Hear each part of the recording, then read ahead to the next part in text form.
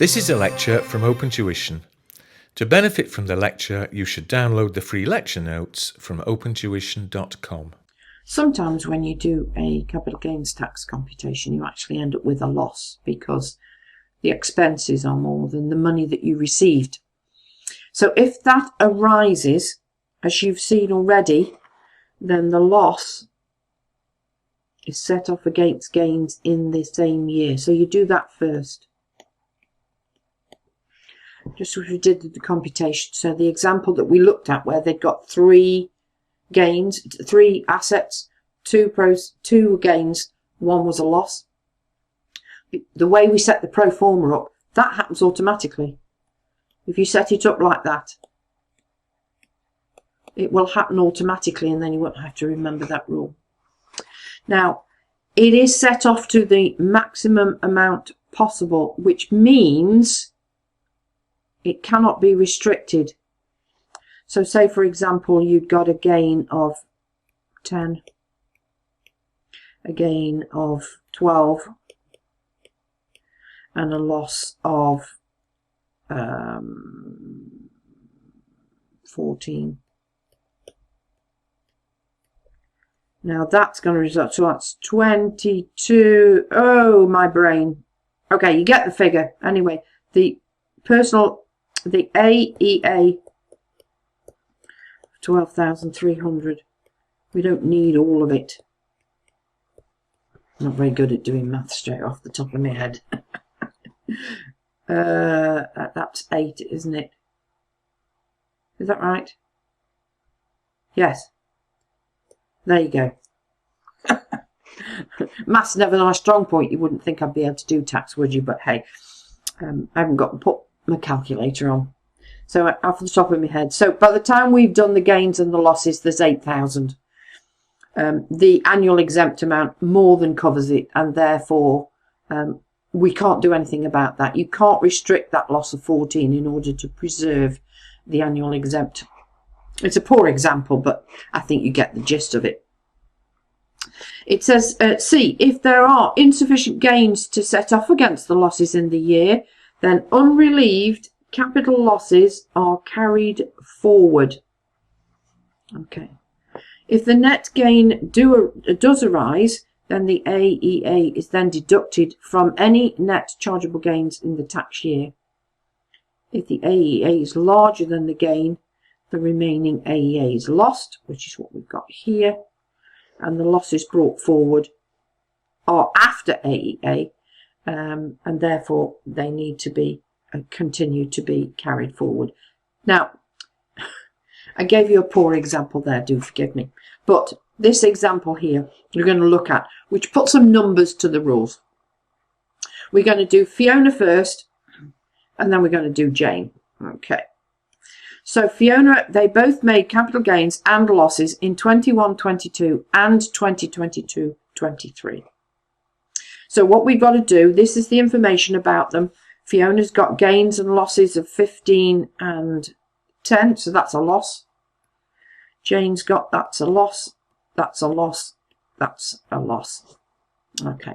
Now I put the brackets on so that I can see what's going on. It won't always be in the question because they need you to read the question carefully. We've got to work out the gains for Fiona and Jane for both 21-22 and 22-23 and the amount of losses carried forward at the end of 22-23. So let's have a look at what the answer looks like. Fiona, as we saw from the question, had gains in the year, because we always do that first, and losses in the year, which leaves her with a gain, a net gain situation of 5. Covered by the AEA, no losses to be carried forward. That's that same as that poor example that I've just given to you there.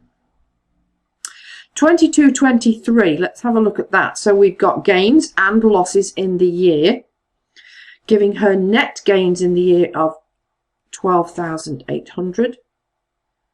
The AEA is 12,300, so this will be taxable at whatever rate it is, and she has no losses carried forward. So you can see how that works. Gains in the year, losses in the year, AEA.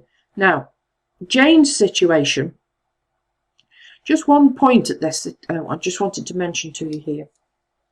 If the examiner asks you to do the same thing twice, and we've done Fiona, and we've done that once, and we've seen quite clearly how we need to do it, and we've dealt with the AEAs and the losses and whatever. If they ask you to do another person in the same question, it won't look the same in the answer. They will never ask you to do the same thing twice.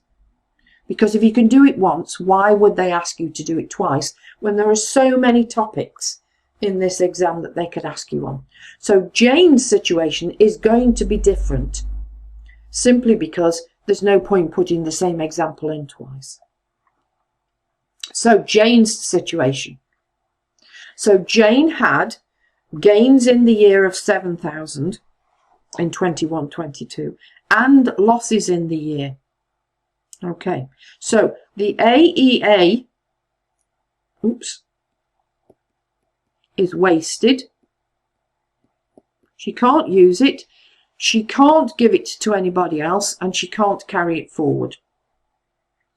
And at the end of the day, she actually has losses of 3,000 to carry forward. She can't use them in the year because she doesn't have sufficient gains. So we carry them forward. So 22-23 now has a lot of different things in it. We've got the gains in the year and the losses in the year. That's from the question. We then deduct the AEA, which is from the rates. Always check. Now, obviously, we're doing capital gains all the time, this chapter and the next two, so you get used to having the AEA. But in the exam, you could do an income tax question, followed by a capital gains tax question, followed by a partnership question, followed by a corporation tax question, followed by an inheritance tax question. Always go back and check, because your brain's going to be here, there, everywhere, and it would be a shame to lose marks, because you get marks for copying. You get half a mark for putting that in the correct place and the correct amount. So don't mix them up, please. So the net gain is £700. Losses brought forward. We've added those in there and we've wiped out, so she's got no tax due. And the loss carried forward is now only £2,300. And that will be carried forward to 23-24. If she can't use it, it goes forward to 24-25 and so on until it's fully utilised.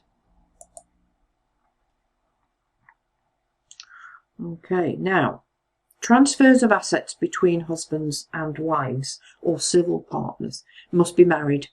Okay.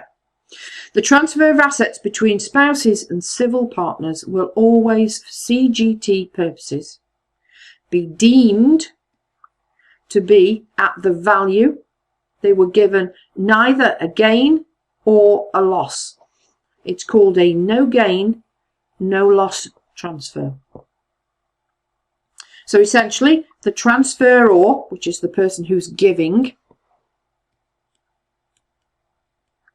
is deemed to make the disposal at cost, and the transferee is the person who is receiving. They acquire the asset at the original cost. Okay.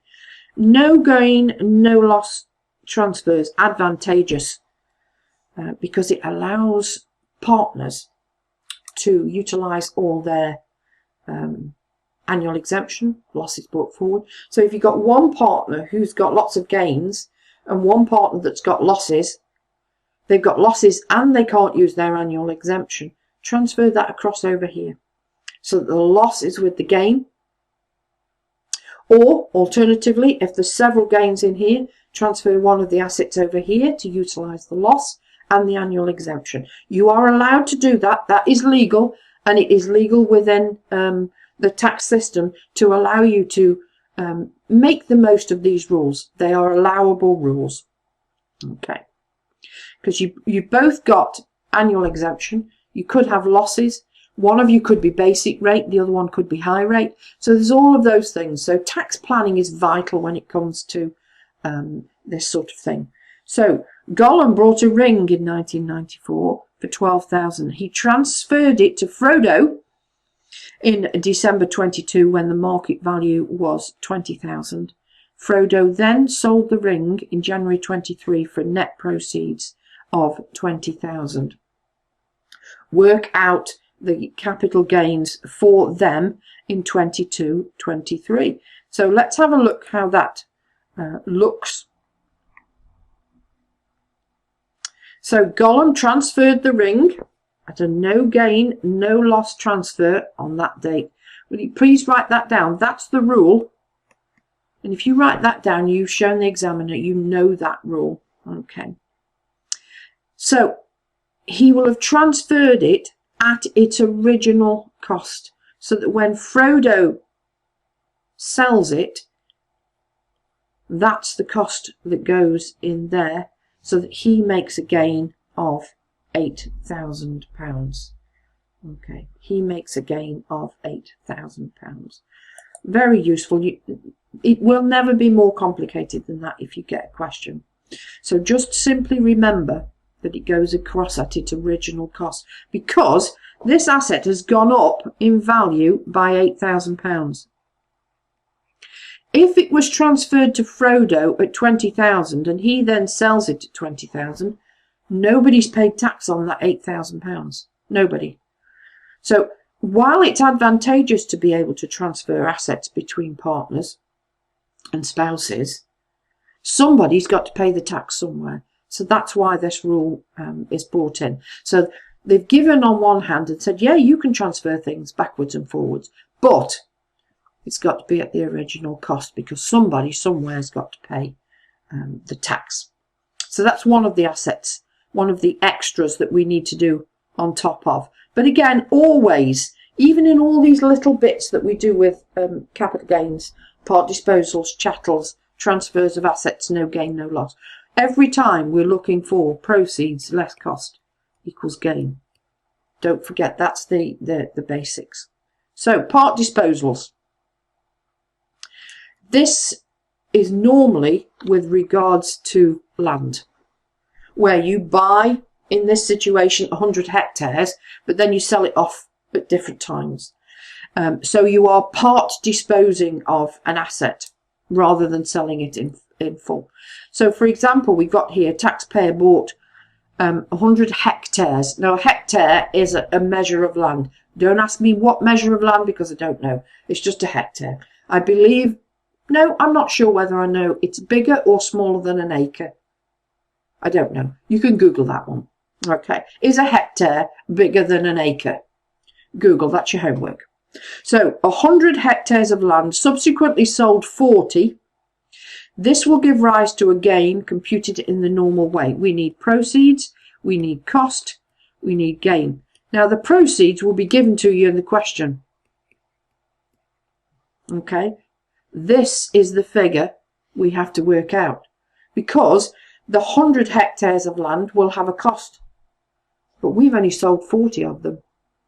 So how much of this cost? How do we work out how much of the cost relates to this 40 acres? And this is the rule. We apply A over A plus B to the cost, where A is the gross proceeds of the part that's been disposed of, and B is the market value of what remains of the asset at the time of disposal. So let's have a look at example number 9. ST owned 10 acres of, hectares of land, which originally cost 26,000 in March 2019. ST sold 2 hectares of the land in December 2022 for 16,000. Okay, the remainder of the 8 hectares was valued at £34,000. Proceeds. sold them for their proceeds, 16,000. That's our proceeds. But what is our cost to give us a gain? Okay, cost. The original cost was 26,000. We multiply that A over A plus B, where A is the proceeds of the part disposed of, plus that and what is left. So 16,000 on the top, that's the A. 16,000 on the bottom, that's the A2. And then B is the value of what was left. That times the cost gives us a proportion of the cost to go in our question, which comes to 8,320, giving us 7,680 as our gain.